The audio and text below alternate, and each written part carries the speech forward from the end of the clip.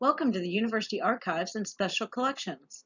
This presentation is the last in a four-part series on using the archive collections. This presentation will give an overview of using finding aids to locate materials in the archives. The archives homepage can be found on the library website or by using the web address usi.libguides.com/UASC. This will bring you to the archives homepage with links to digital collections, tools for research, and information about the archives. There are links to the digital collections from any of the pages or tabs on the archives homepage. All the finding aids for all of the collections are in one gallery, so all collections can easily be searched. From the digital collections landing page, scroll down to the finding aids collection and select the title. This will bring up the collection description page. From here, select the Browse button to enter the finding aid collection. What is a finding aid? Finding aid is a collection inventory that can assist researchers to find relevant materials in the archival collections. These will often include collection information, abstract, historical notes, usage statements, and content of the collection. The components of the collection information are the identifying number for the collection, the name, extent, date ranges, language, and geographic location. Dates, language, and location are an easy way to see if a collection has materials that are related to your research. Extent is the size of the collection, which can indicate how much material the archives may have in the collection. Collection number is a combination of alpha and numbers. For example, this collection ID number is MSS004. The collection name is the McCutcheon Family Collection.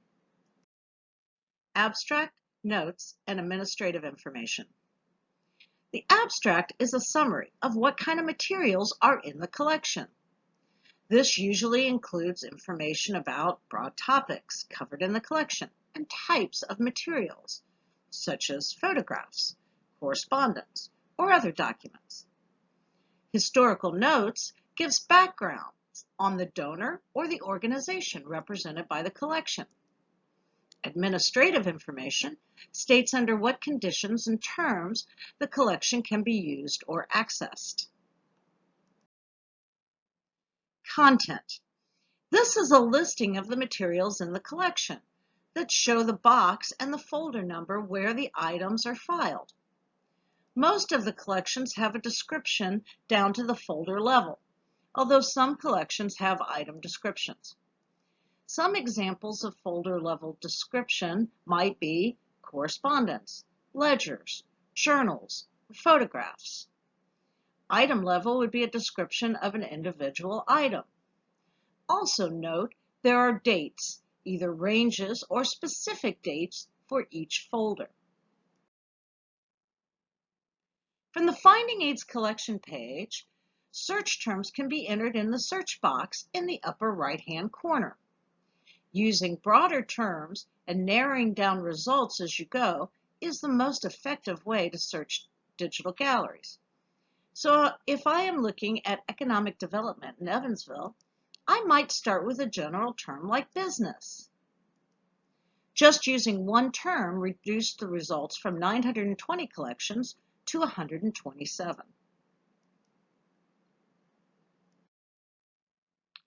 Refining the results. The types of filters available in individual galleries can vary depending on the content of the collection.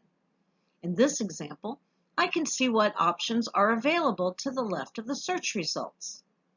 In this example, the filters are collection, category, geographic location, language, and subject. The collection filter shows which areas the results are being pulled from, which can also help you narrow down results. Using the same example of Evansville businesses, I can select the regional collection, which is most likely of the three options for this topic. However, you would also return to this screen and select Special Collections to view the collections in that area.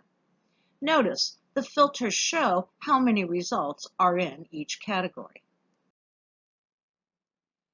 The category filter is keywords or terms over broad subjects of areas. Again, an additional way to narrow down your results. Geographic location. This shows places where materials in the collections originate from or are about. Language. This filter shows you what languages materials are available in. The last is subjects.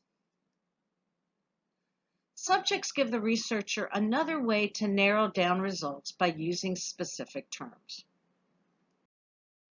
In order to pull materials and expedite requests, you should include as much information as possible.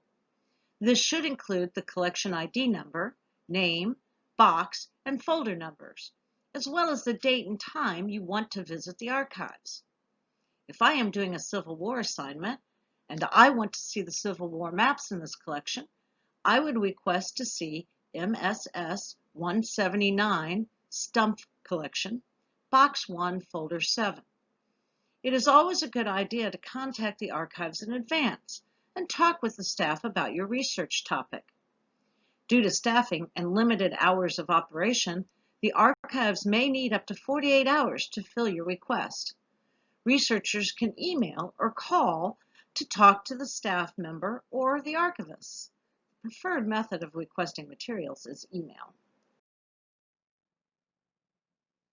This has been a presentation by the University Archives and Special Collections at the University of Southern Indiana.